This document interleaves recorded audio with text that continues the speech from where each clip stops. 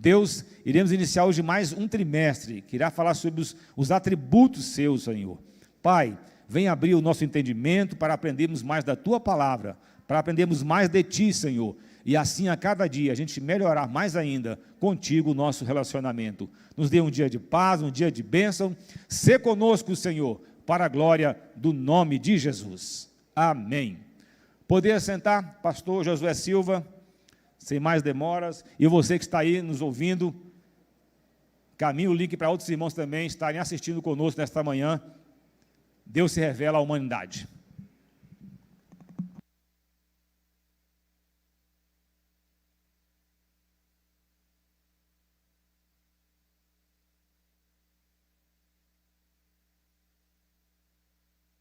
Meus irmãos, a paz do Senhor. Você está feliz porque você está aqui? Pode dizer mais uma vez, glória a Deus. Porque eu sei que você já disse glória a Deus hoje, né, pastor Samuel? Quando a gente acorda, a primeira coisa é glória a Deus, né? Ainda mais em tempos tão difíceis, acordar é uma bênção, né? E acordar sadio, dobrou a bênção. E acordar bonito, aí pronto, aí é bênção completa, né? Prazer estarmos aqui, meus irmãos, mais uma vez, agradecemos ao pastor Cali, né, o convite, e aos demais pastores, principalmente pastor Lorival, pastor Samuel, os demais membros da diretoria, né, pastor Severo, por aceitarem que nós viéssemos aqui, né? E agradecemos a Deus porque estamos também no domingo de Páscoa, domingo da ressurreição. E nós já queremos fazer o seguinte, o que nós vamos projetar aqui os slides, né, que nós vamos projetar, para vocês não ficarem perdendo tempo anotando ou querendo anotar, no final eu vou projetar também ali o meu e-mail e o meu WhatsApp, e aí se você quiser, né, os slides, aí eu passo para você, você entra em contato que eu mando para você, tá bom? E também nós temos um canal no YouTube chamado Arrazoando, que se você também quiser participar lá dos vídeos, né, escutar os vídeos lá também, quando você entrar em contato comigo, eu mando para você também. E aproveito também logo para divulgar este livro aqui, o meu primeiro livro impresso. Na verdade, eu tenho 7 livros digitais, e o primeiro impresso é este aqui, Rãs no Rio. Os digitais estão lá na loja Amazon, e o impresso, né, é este aqui. Hoje também vou disponibilizá-lo, caso alguém queira, a R$15. A minha secretária, já está aí, a minha secretária? Irmãos, orem para que eu não precise demitir a minha secretária, tá bom? É a Sula, né? Mas vamos ver.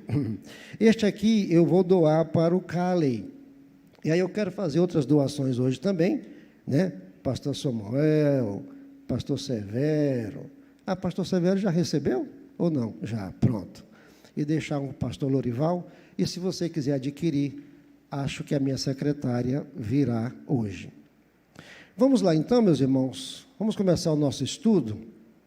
E aí já está projetado, né? O projetado a nossa primeira tela, o projetado o nosso primeiro slide, que é uma visão panorâmica aí, bem rápida, de teologia sistemática.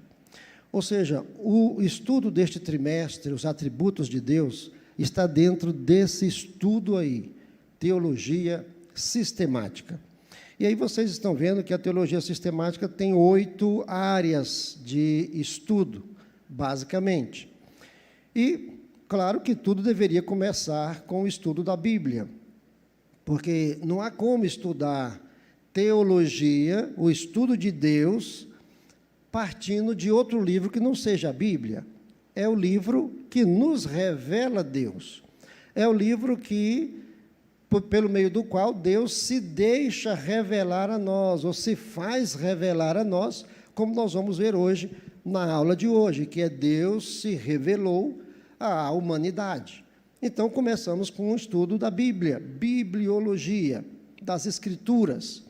A segunda área é o que nós vamos estudar neste trimestre, que é o estudo sobre Deus, teologia.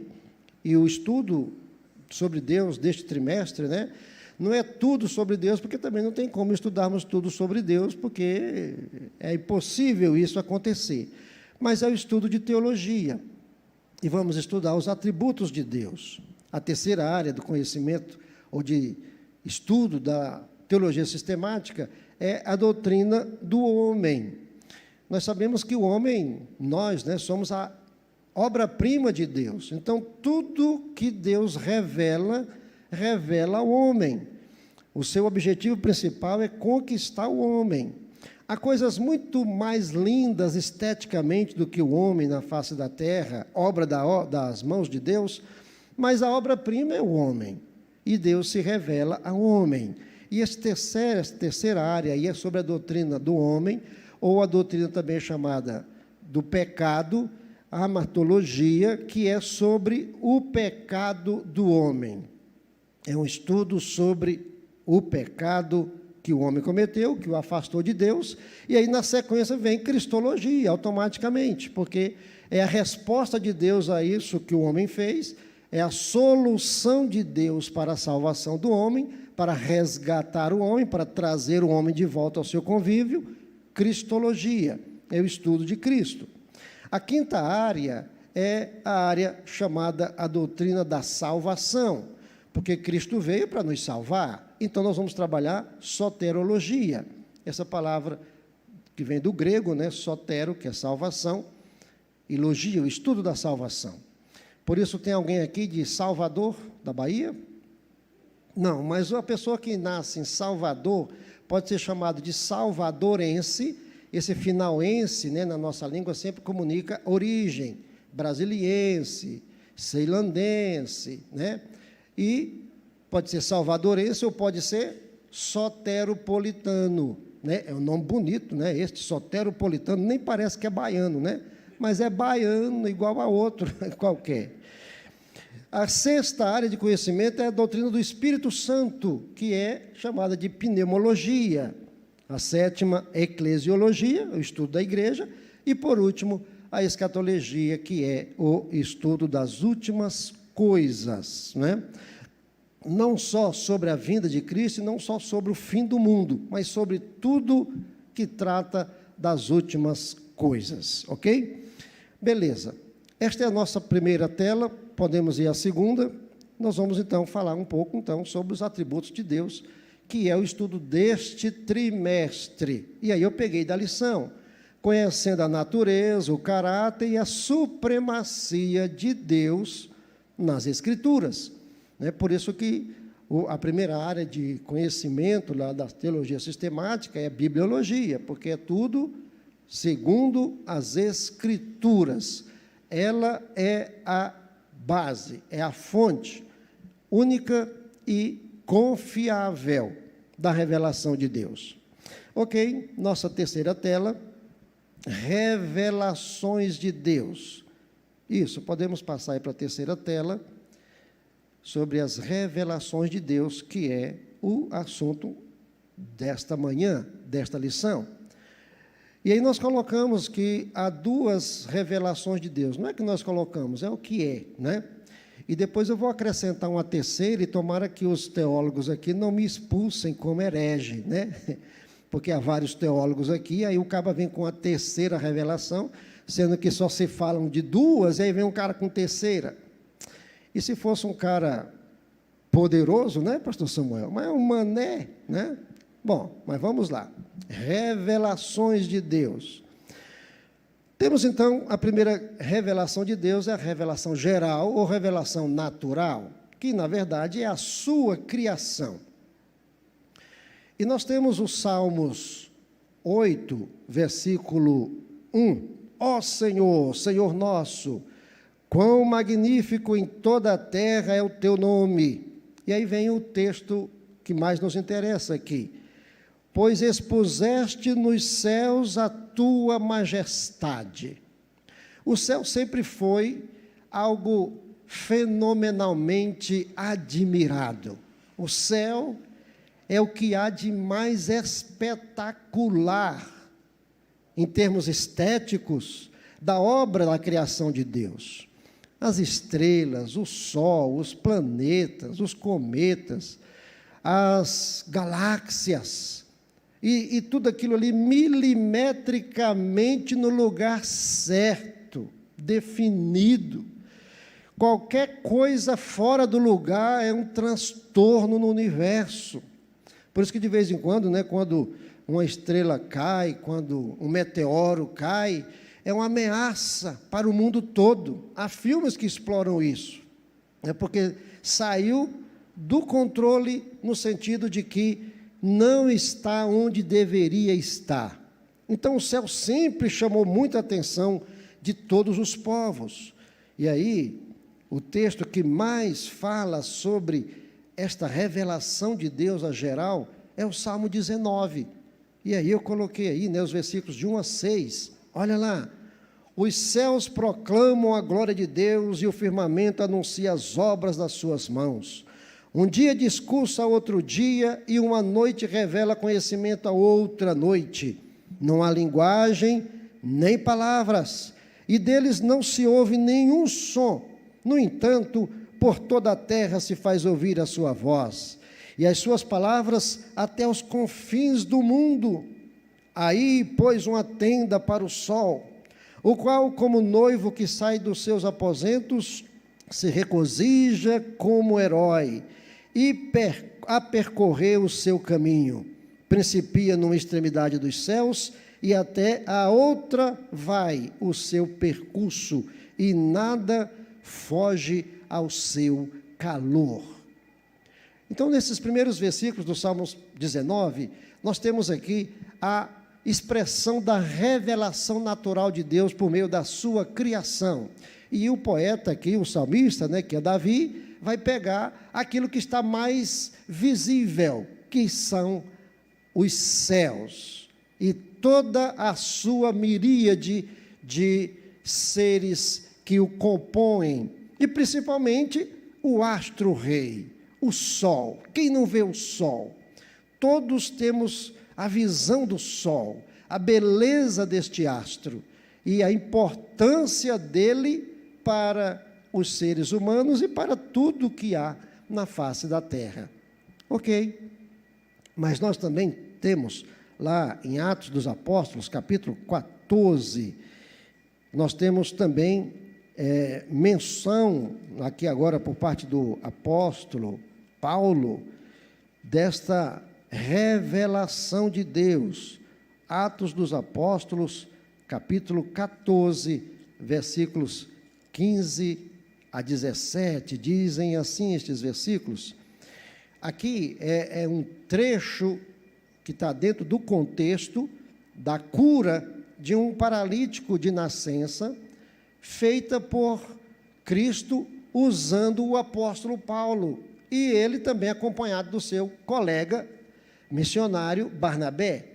E ali naquela cidade, uma cidade pagã, quando as pessoas viram aquele grande milagre, quiseram sacrificar alguns animais, achando que Paulo e Barnabé eram deuses.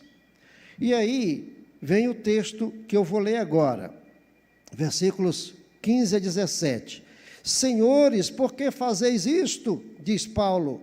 Nós também somos homens como vós, sujeitos aos mesmos sentimentos, e vos anunciamos o Evangelho para que destas coisas vãs vos convertais ao Deus vivo, que fez o céu, a terra, o mar e tudo que há neles. Este é o Deus que se revela por meio da sua criação, o qual nas gerações passadas permitiu que todos os povos andassem nos seus próprios caminhos. Contudo, não se deixou ficar sem testemunho de si mesmo, fazendo o bem, dando-vos do céu chuvas e estações frutíferas, enchendo o vosso coração de fartura e de alegria. Ok? Então é este Deus que se revela nas Escrituras, o Criador dos céus e da terra. E é o Deus que faz com que a chuva caia sobre todos. É o Deus que faz com que a semente brote.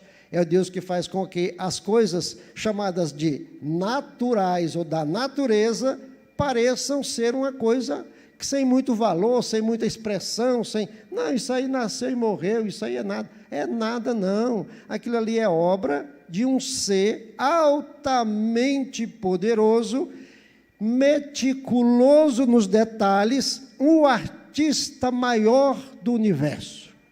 Ali é obra de Deus. Paulo está aqui dizendo àqueles. No capítulo 17 também de Atos dos Apóstolos, os versículos 24 e 25, nós temos também o Deus que fez o mundo e tudo que existe nele, sendo ele Senhor do céu e da terra, não habita em santuários feitos por mãos humanas, nem é servido por mãos humanas, como se de alguma coisa precisasse. E aqui vem a parte que mais nos interessa, pois ele mesmo é quem a todos dá vida, respiração e tudo mais. Este é o Deus que se revela por meio da sua criação. E aqui no caso que ele dá a vida, então envolve também a mim e a você. Por isso que eu falei que quando nós acordamos todos os dias, glória a Deus, porque Deus nos dá a vida, Deus nos permite viver, Deus nos concede respirar. Paulo está aqui dizendo isso.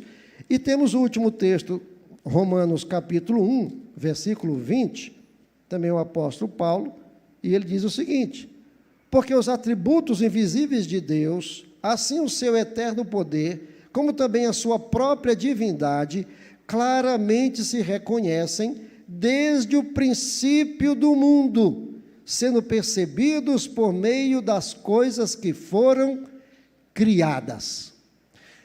Tudo que existe, nós podemos colocar em um grupo chamado seres. Tudo que existe são seres. E quem é que compõe este grupo chamado seres? Pessoas, animais e coisas. Tudo isso é um ser. E aqui Paulo está dizendo, todos os seres foram criados por Deus. Pessoas, animais e coisas. Tudo que não é pessoa, que não é animal, é coisa. Então Deus criou tudo. E este Deus se revela por meio da sua criação. Próxima tela. A segunda revelação de Deus, a segunda é a chamada de especial. E aí vem essa terceira aí que eu estou colocando aí, ó, especial da especial. Essa é a terceira, essa aí é que os teólogos têm que estar de olho nela. A revelação, a segunda revelação de Deus é especial, que é por meio das Escrituras. Ou seja, a Bíblia foi escrita para revelar Deus. Tudo que está na Bíblia é para revelar Deus. Mas há histórias na Bíblia que não tem nada a ver com isso. Tudo tem a ver, porque tudo faz parte de um projeto divino para se auto-revelar ao homem. Quem ele é, como que ele é, que é o que nós vamos estudar ao longo deste trimestre, que são os seus atributos, aquilo que diz, isso aqui é coisa de Deus, é a assinatura dele, isso é de Deus isso aqui. Ou então não, isso aqui não é de Deus, por quê? Porque não tem a assinatura dele, não tem a aparência dele, não tem a fisionomia dele, não tem o jeito dele. Ele tem o seu jeito todo peculiar de ser. As Escrituras foram escritas para revelarem Deus. E aí nós temos, o texto que eu acho que é fundamental aqui é Gênesis 1:1. No princípio criou Deus os céus e a terra. Pronto. A pessoa vai pegar a Bíblia para ler, vou ler a Bíblia, ok. Aí abriu a Bíblia no primeiro livro, se é que ela vai começar no Antigo Testamento, se vai começar no livro de Gênesis, no livro das origens, ok. Então ele abriu lá, primeiro versículo, no princípio criou Deus os céus e a terra. Pronto. A Bíblia não foi escrita para provar que Deus existe. A Bíblia foi escrita para mostrar que Deus existe, não provar, para mostrar. Por isso que não temos aquele refrão em muitos dos escritos, Quem tem ouvidos, ouve o que o Espírito diz às igrejas, né? Tem esse refrão. Lá em Gênesis está assim, ó, quem tem olhos, veja que Deus existe. Quem tem olhos para ver, veja. Porque Deus criou tudo, no princípio criou Deus os céus e a terra. Então, tudo que existe, existe porque um ser fez com que existisse. Nada existe por acaso, nada existe porque apareceu. E aí, nós pegamos os outros versículos do Salmo 19, e aí eu quero ficar lendo aqui, para nós ganharmos tempo, e para que todos escutem, né? Então, os outros versículos do Salmo 19 também, já vai também falar dessa revelação especial de Deus. Começa no versículo 7. A lei do Senhor é perfeita e restaura a alma. O testemunho do Senhor é fiel e dá sabedoria aos simples. E depois você pode ler os outros versículos do Salmo 19, que é o Salmo 19, que é o texto, capítulo, padrão, em que nós temos as duas revelações de Deus. Os primeiros versículos, por meio da sua criação. E depois do versículo 7, por meio das Escrituras. Também nós colocamos ali, 2 Timóteo, capítulo 3, versículo 16, que diz Paulo, que toda a Escritura é divinamente inspirada por Deus. Toda a Escritura, toda é divinamente inspirada por Deus. Agora, essa terceira aí, hein? Especial da especial. Olha lá, você vê lá, Evangelho de João, capítulo 1, no versículo 1, nós temos lá que esta revelação especial se tornou mais especial, porque a palavra de Deus se tornou carne, encarnou, tabernacularizou. Eita, tem que respirar antes de falar essa palavra, né? No princípio era o Verbo estava com Deus, e o Verbo era Deus, ele estava no princípio com Deus. Todas as coisas foram feitas por meio dele, e sem ele nada do que foi feito se fez. Jesus estava lá nas origens, então Jesus estava lá no princípio da criação. Jesus é a palavra revelada a nós, e é a palavra encarnada. Por isso que eu estou dizendo que é muito mais especial do que as Escrituras. É a própria Escritura encarnada, é a própria palavra viva, presente no meio dos homens. Por isso que Moisés vai dizer, né, para aqueles que estavam com medo dele, né, quando ele descia do monte com o seu rosto brilhando, e eles ficavam com medo de Moisés, e Moisés tinha que botar um véu, porque senão eles não podiam nem olhar para Moisés. Moisés vai dizer, olha, o Senhor Deus levantará um profeta semelhante a mim, a ele vocês vão ouvir. Mas não é que iriam atender ao que Jesus iria dizer, porque Jesus veio e falou, e ainda hoje, na época, muita gente não escutou, e hoje muita gente também não escuta. Então o sentido de Moisés era o seguinte, vocês vão poder olhar para ele, porque ele, sendo a expressão da glória de Deus, ele não vai ter tanto fulgor no sentido, como acontece comigo hoje, para afugentar vocês. Ele virá e ele vai conversar com vocês, é a palavra de Deus que vai se encarnar. Por isso que Jesus, eu digo, que é a revelação especial da especial. E Hebreus capítulo 1, versículos 1 e 2, eu acho que confirmam isso. Olha aqui, havendo Deus outrora falado muitas vezes e de muitas maneiras aos pais pelos profetas, nestes últimos dias nos falou pelo Filho, a quem constitui o herdeiro de todas as coisas, pelo qual também fez o universo. É como se fosse assim, Deus tem falado conosco através de várias formas, de vários homens, de vários profetas, pessoas especiais, pessoas, como diz o escritor aos Hebreus, das quais o mundo não era digno. Mas agora, há uma forma muito mais sublime de Deus se manifestar e falar conosco. E aí ele diz: seu filho que veio para estar conosco. Emanuel, Deus conosco. É especial demais. Muito mais do que especial. É especialíssima esta forma de revelação de Deus. Próxima tela. Isso, a próxima. Isso. Deus se revelou à humanidade. Bom, por duas formas. E por duas, vou dizer assim, por duas maneiras, né? Ou por duas razões, ou por uma razão e uma forma, misturando tudo isso aí. Vamos lá.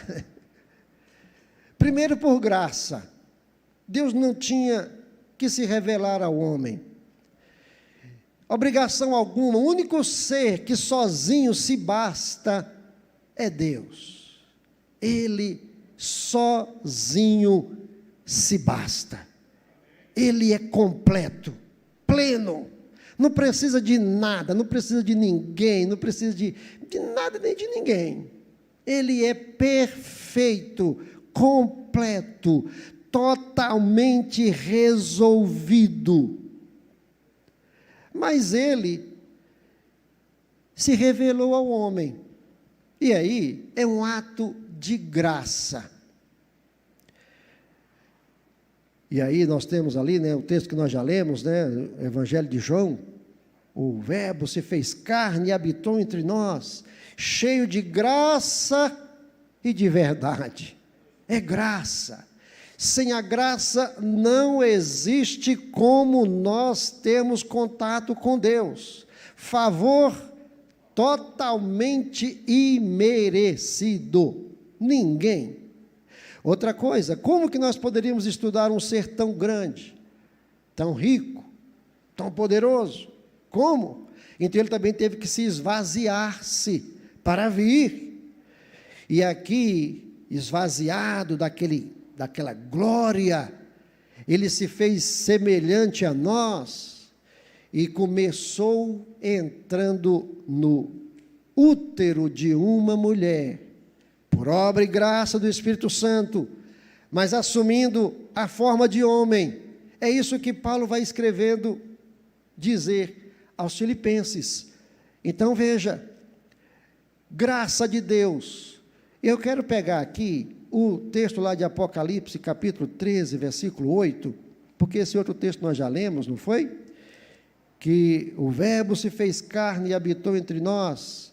Agora, Apocalipse 3, 8, nós temos no final deste versículo a seguinte palavra: e adorá-la-ão todos os que habitam sobre a terra. Aqueles que vão adorar a besta, eles vão adorar a besta. Esses aqui, aqueles cujos nomes não foram escritos no livro da vida do Cordeiro. E aí vem o que nos interessa agora, do Cordeiro que foi morto desde a fundação do mundo. Jesus já estava lá, tudo que foi feito por ele. Deus eterno e uno, trino e uno, presente na criação. E já lá na eternidade, o projeto da redenção já estava consumado, ou melhor, já estava realizado, já estava planejado. Foi consumado, claro, que com Cristo, por isso que ele falou: Pai, está consumado. Tudo que foi planejado, agora foi consumado. Este Cordeiro que foi morto desde a fundação do mundo, se faz carne e vem. Então, este é um ato de muita graça. O Caio Fábio, né, pastor Caio Fábio, tem várias coisas controversas, mas ele tem muita coisa que vale a pena a gente pensar sobre. Por exemplo, isso aqui. Ele diz o seguinte: que antes de ser Jesus, Jesus já era Cristo. O que ele quis dizer? Que antes, outra expressão dele, antes do haja luz, houve cruz. E é exatamente isso aqui, Jesus é Cristo, é o ungido do Senhor, é o Messias, desde a fundação do mundo. Mais tarde ele se revela e se apresenta entre nós, em forma de homem, mas ele é Cristo desde a eternidade. Ele é o meu e o seu Salvador desde a eternidade. Ele é ungido do Senhor desde a eternidade. Por isso, glória a Jesus eternamente. Graça, Deus se revelando ao homem por graça. E Filipenses capítulo 2, versículos de 1 a 11, eu não vou ler todo o texto, é um texto que nós bem conhecemos, né? Tende em vós o mesmo sentimento que houve também em Cristo Jesus, pois ele, subsistindo em forma de Deus, não julgou como usurpação ser igual a Deus, antes a si mesmo se esvaziou, assumindo a forma de servo, tornando-se em semelhança de homens, e reconhecido em figura humana, a si mesmo se humilhou, tornando-se obediente até a morte, e morte de cruz. Agora, como não ler esse texto todo, né? Pelo que também Deus o exaltou sobremaneira, e lhe deu o nome que está acima de todo nome, para que ao nome de Jesus se dobre todo o joelho nos céus e na terra, e debaixo da terra, e toda língua confesse que Jesus Cristo é o Senhor, para a glória de Deus. Esvaziou-se e veio, porque se ele viesse com a sua glória, seria muito mais complicado olhá-lo do que aquelas pessoas olhavam para Moisés. Irmãos, eu vou dar uma pausa aqui, porque a minha secretária chegou e ela não trouxe lenço para mim, não me deu. Então, secretária, arruma o lenço aí, porque eu sou um pregador chorão, eu gosto de chorar. E aí, se eu começar a sujar o púlpito aqui, esse tapete lindo aqui, né? Aí é claro que ninguém nunca mais vai me querer aqui. Além da ceboseira, né? Da sujeira, da falta de educação. Olha aqui, orem por esta secretária, viu, meus irmãos? Às vezes ela corre o risco de ser demitida como secretária, né? Como esposa, não, claro, eu não sou louco, mas como secretária.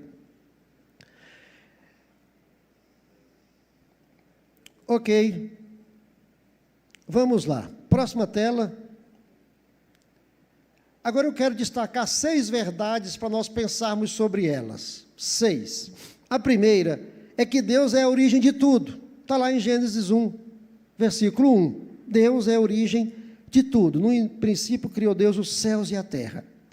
Mas há 2 teorias que ficam querendo dizer que aquilo lá não é a verdade. Uma chamada de evolucionista, que é a de Charles Darwin, que vai dizer que o homem veio de uma especialização de algumas espécies, veio de uma mutação de algumas espécies, veio de um avanço de algumas espécies, e hoje é o que é.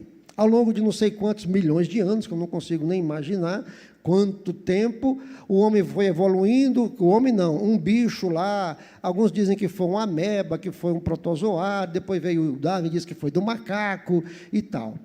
Eu não sei, né, quem aqui acredita no evolucionismo, né? Mas vamos pensar aqui o seguinte, primeiro 2 coisas. Se veio do macaco, o macaco teve que ser criado, não foi? Quem foi que criou o macaco? Né? Ou o macaco apareceu assim, pá, né? Ou seja, se veio lá de um vírus, de um micro-organismo, não sei de onde é que veio, mas aquele trem de onde viemos, né, segundo os evolucionistas, teve que existir. E quem foi que deu existência àquilo? Ou seja, tem sempre alguma coisa lá atrás. E o que está atrás de tudo, eu me lembro de uma reportagem uma vez, acho que foi no Fantástico, as pessoas atrás do que está atrás, atrás do que está atrás, de onde eu vim, para onde eu vou, quem eu sou, e correndo atrás do que está atrás. Aí eles foram subindo uma escada, assim, uma imagem, subindo uma escada infinita, e lá no fim daquela escada, lá no topo, uma portinha, e as pessoas subindo, né, subindo, quando chegou lá, se deram com a porta. E agora? Aí o comentarista falou: abrindo esta porta, o que tem aí? Aí eu respondi na hora: Deus. Ele não sabia, mas eu falei para ele, pastor Samuel, é que ele não me escutou, porque eu estava só na frente da TV. Você está atrás do que está atrás, mas quando chega lá, agora eu vou encontrar, tem uma porta fechada lá, Isaac. E aí o que está atrás da porta? Deus. Nada mais que Deus. Agora tem uma outra teoria que é do Big Bang, que é da explosão cósmica. E houve uma explosão cósmica e os seres, né, primeiras galáxias se formaram, os cometas, os planetas, os seres celestiais, as miríades, as estrelas e blá, blá, blá, blá, blá, blá, blá, blá, blá. É tudo de uma explosão cósmica. E dali vieram os homens. É um trem de doido, pelo menos para mim. É tão simples. Olha essa pergunta que eu fiz aí, ó. Vem cá, vocês são evolucionistas ou são do Big Bang? Qual a minha resposta? Criacionistas. Deus criou tudo. Nem evolucionismo, nem Big Bang. É Deus. Foi Deus que fez tudo, e eu não tenho que querer entender como foi que Ele fez, porque o escritor aos Hebreus vai dizer o seguinte, que é pela fé que nós acreditamos que o que está feito aí, não foi feito do que está feito, ou seja, de que foi feito o céu? Não sei, mas o céu está aí, e eu creio que o céu é obra de Deus. De que foi feita a lua? Não sei, mas a lua está aí, e é obra de Deus, e vou por aí afora, por toda a obra da sua criação. Só o homem que tem uma origem, que é o barro, mas você pega o barro, e você não faz o homem. Tudo tem o toque de Deus.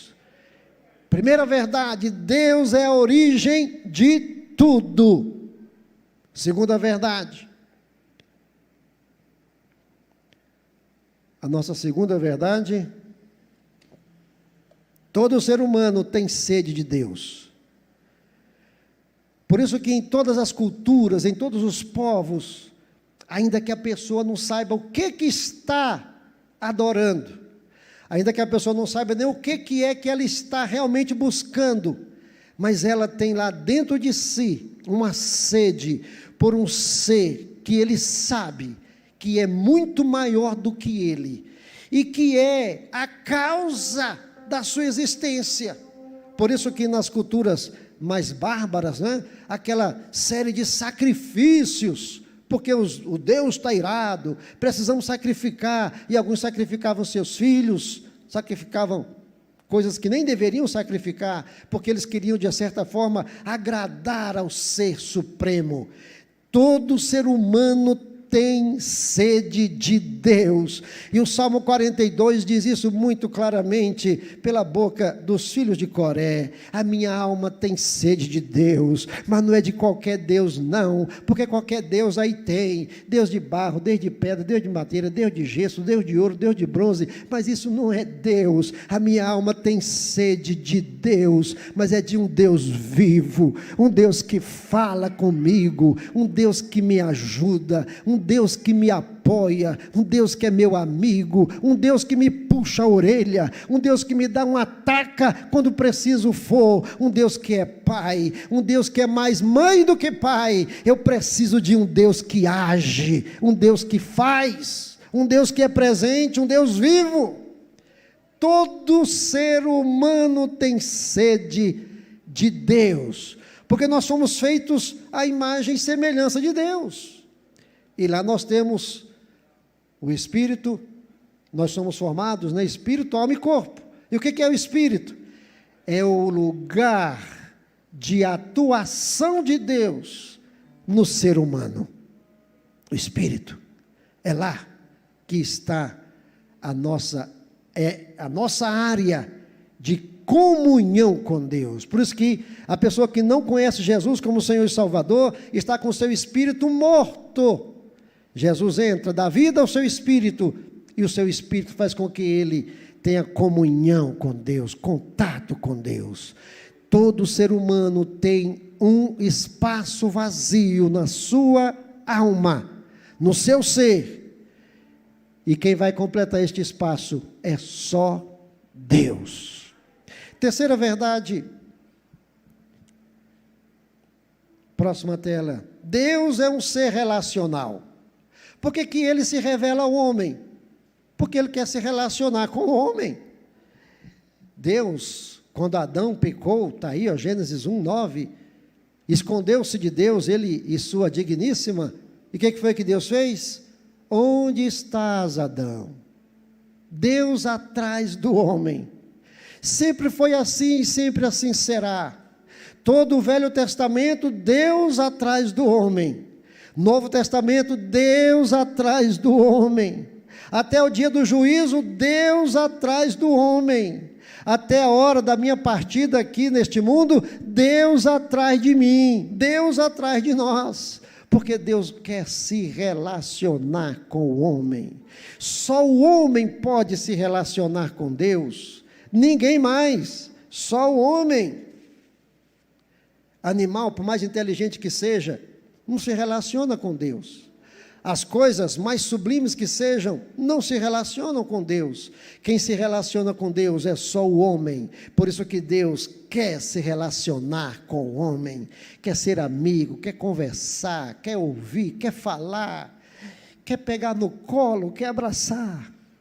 Relação. Quarta verdade, Deus se revela para duas coisas: para salvar ou condenar o homem. Ou seja, é muito bom sabermos que Deus se revela a nós, mas isso tem sempre um propósito. Deus não faz nada sem projeto, sem propósito. E qual é o propósito de Deus? Eu sou Deus, sou Senhor, sou Salvador, quero ser seu amigo, quero ser seu companheiro, quero ser seu pai. Agora, se você não me quiser, então, além de me perder, você vai ter problemas, porque eu posso te ajudar, eu quero te ajudar, eu quero fazer o que possível for, e na maioria das vezes, o que nem é possível, é quando acontecem os milagres. Eu quero fazer por você. Agora, se você quiser, você vem, eu te recebo. Se você não quiser, o que eu posso fazer? Porque Deus respeita as nossas decisões. Deus respeita tanto a decisão do homem, que se o homem decidir ir para o inferno, nem Deus pode livrá-lo do inferno. Respeita a decisão. É o livre-arbítrio. Então Deus se revelou para salvar e para condenar o homem. Jesus, conversando com Nicodemos, vai dizer que o Filho do homem, João 3,16, porque Deus amou o mundo de tal maneira, que deu o seu único Filho, para salvar o homem, para que o homem não pereça, mas tenha a vida eterna. Deus se revela para salvar ou condenar o homem. Por isso que quando, está lá em Romanos, nessa escritura aí, quando Deus se manifestar como juiz, nenhum homem pode dizer, mas eu não tive a oportunidade. Não, nesse texto aí o apóstolo Paulo vai dizer que pela criação, pela obra da criação, o homem já passa a entender que há um Deus, já entende, já tem essa revelação de Deus. E por isso, nenhum homem pode se dizer que ele é inocente. Não. Todos sabemos que temos a oportunidade da salvação. Se rejeitarmos a salvação, só nos resta a condenação. Quinta verdade. Deus se revela para que o homem tenha simplesmente tenha vida. E esse negócio de vida é tão sério, é tão importante, que qual é o maior presente que nós temos de Deus? A vida. Nada é melhor do que a vida. Meu irmão, né, primogênito, né, o nome dele é Severino. E Severino não é porque ele é muito severo, não, viu? Até que ele parece ser, né? Mas não é porque ele é severo demais, não. É Severino porque é Severino. É o diminutivo de severo. Mas há um poema de João Cabral de Melo Neto, esta vida severina. Mas lá não é a vida severina de severo, porque é o diminutivo de severo, não. É porque é muito cruel. Severina, cruel. Mas o poeta lá diz o seguinte, que mesmo sendo severina, é vida. Então ninguém quer perder a vida, a não ser que esteja desorientado, perturbado, a não ser que esteja sendo motivado negativamente até por um espírito maligno, ou quando está no fundo da depressão, ou seja, a pessoa está desorientada, porque qualquer pessoa bem de juízo não quer saber de morrer. E a vida é cheia de dificuldades, mas é vida. E aí eu disse aqui o seguinte, ó, que Deus se revela para que o homem tenha vida. Primeiro, a vida biológica, a vida que nós temos. Mas só ter a vida biológica não é o tudo que Deus tem para mim, para você e para todos os homens. Deus tem para mim, para você e para todos os homens, vida biológica e vida biológica feliz. Por isso que nós já vivemos neste mundo com Cristo, já vivendo partículas, minúsculas que sejam, daquilo que será na eternidade, da vida eterna. Então Deus tem maior presente para o homem, vida biológica e feliz, isso aqui. Mas e depois daqui? Qual é o maior presente de Deus para nós depois daqui? Vida, de novo, só que agora é vida eterna. Oh glória! E eu ouvindo o reverendo Augustus Nicodemos, né, que é muito amigo do Isaac, do Calley, né, muito amigo desses teólogos renomados aqui da Quadra 12, Damião, né, e eu ouvi dele uma definição sublime de vida eterna. O que é vida eterna? É viver eternamente com o eterno. Que coisa linda! É vida aqui e vida lá. Presente de Deus é vida. Então, quem não está vivendo o melhor da sua vida, receba de Deus nesta manhã uma introjeção de vida de Deus para você. Que essa pandemia não tire de você o prazer de viver, que esta falta de perspectiva não tire de você a alegria de viver. Então, todos os dias, em nome de Jesus, use a sua fé e expulse tudo que porventura queira fazer com que você não deseje viver, e viva o melhor de Deus para você. É isso que Deus quer para mim e para você, ao se revelar a mim e a você. Vida! Sexta e última verdade: Deus é infinito. E por isso, não pode ficar dentro de uma caixinha. Isso aqui é outra coisa que eu não sei se os teólogos aqui vão gostar, mas eu vou dizer isso aqui também. Então vamos lá. Deus é infinito. Por isso que lá em Romanos 1,19 diz que o que nós conhecemos de Deus é o que Ele se deu a conhecer. O apóstolo Paulo teve visões esplêndidas e espetaculares de Deus, mas ele não conseguia explicar aquilo para ninguém, e para que ele não se ensoberbecesse, para que ele não se julgasse o tal, o que foi que Deus fez? Tacou nele um espinho na carne. Não pense que você é o tal, eu te dei uma revelação a mais, mas é porque eu quis. Agora, quem é que vai conhecer Deus plenamente, totalmente? Quem vai conhecer um ser infinito? Quem vai conhecer um ser que não tem início, meio nem fim, um Deus que não tem presente, passado nem futuro, um Deus que não tem adjetivo que o adjetive. Ele é infinito. Agora, por isso, ele não pode ficar dentro de uma caixinha. Às vezes nós queremos colocá-lo dentro de uma caixinha. E o que é a caixinha aqui? Ah, não, Deus só se revela por meio da natureza. Ou não, Deus só se revela por meio das Escrituras. Deus só se revela se o homem ler a Bíblia, entender a Bíblia. Deus só se revela se o homem entender a existência, que Ele existe, partindo da obra da sua criação. Não, você sabe que Deus há um adjetivo que eu uso para Deus, que eu acho que diz pouquíssimo dele, mas que contempla a minha expectativa. Deus é surpreendente. Do jeito que não tem jeito de fazer nada aqui, mas Deus vem lá e surpreende a gente. Os milagres são todos surpreendentes. Quando Deus age é coisa surpreendente, que sai totalmente de toda e qualquer caixinha. Por isso que Deus às vezes entra em ação e faz coisas que nós nos admiramos.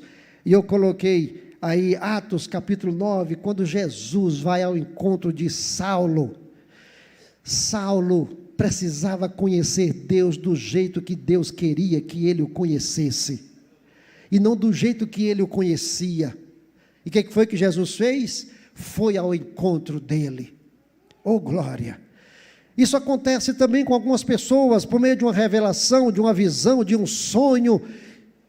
Conheço o testemunho de um ateu. Não, eu sou ateu, mas Deus se manifestou a ele por meio de uma revelação, que no outro dia ele saiu dizendo que nunca pensou que um ser tão grande poderia se importar com um ser tão insignificante quanto ele, e que achava que ele não existia. Deus não está dentro de caixinhas. Deus está agente no mundo de todas as formas. Ele se revela.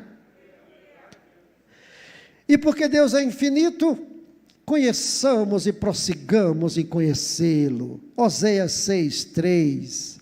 E aquilo que nós não conhecermos dele, Deuteronômio 29:29. O que diz lá? Aquilo que está revelado é para nosso conhecimento, e aquilo que não está revelado não é para o nosso conhecimento, só isso. Ah, mas eu queria saber o que foi que Jesus fez de 12 a 30 anos. Ah, mas eu vou buscar isso, eu vou até a lua atrás disso. Meu filho, você tem mais o que fazer. Em vez de ir lá para a lua, vá visitar um amigo, um irmão. Agora não pode, né? Mas vai chegar a hora, né? Leve uma picanha, hein? Hein, Joca? Ixi, picanha faz tanto mal, não faz? Não perca esse tempo, não. O que está revelado, está revelado. O que não está revelado, não está revelado. Não queira saber do que não deve. E nem vai saber. E se souber, vai fazer tanto mal. Conheçamos e prossigamos em conhecer o Senhor. Então, meu amigo, minha amiga, meu irmão, minha irmã, não pare nunca de ler a Bíblia. Mas leia muito pouco, não pare nunca de estudar a Bíblia. Não deixe de gastar alguns centavos, alguns reais, fazendo alguns cursos. E hoje, mais do que antes da pandemia, quantas oportunidades baratas, através da internet, de se estudar a Bíblia, de se ouvir pregações, de se ouvir pessoas que têm o que falar, homens e mulheres de Deus, que podem me ensinar e que podem te ensinar. Conheçamos e prossigamos em conhecer ao Senhor. E ainda que eu tenha conhecimento muito vasto de Deus, oh, Deus é simplesmente infinito. Próxima tela. Que desejemos conhecer mais e mais o Deus Trino, pois Ele tem sempre mais para nós. Você pode dizer amém? Projete a última tela, por favor, e fica aí um pouquinho. Esse é o meu contato, ou são os meus contatos. Se você quiser os slides, né, que eu apresentei aqui, é só você entrar em contato comigo, que eu vou mandar para você, né? Vamos orar? Posso orar aqui, pastor Samuel, pastor Cali? Vamos orar? E que Deus tenha misericórdia de mim e de você. Que Deus nos ajude, que Deus nos guarde. E que haja em mim e você um desejo incontido de conhecer a Deus. De partirmos das Escrituras para conhecê-lo.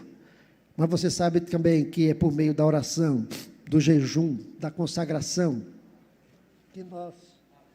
que nós falamos com Ele também, e que Ele fala conosco. Vamos orar? Ó Deus de amor, Deus de paz, Deus de misericórdia e de infinita bondade, por Tua graça aqui estamos, por Tua compaixão aqui nos encontramos, e sabemos, Senhor Deus, que nesta manhã, mais um pouquinho de Ti, Tu revelastes a nós. Obrigado, Senhor, porque Tu és bom, e a Tua misericórdia dura simplesmente para sempre.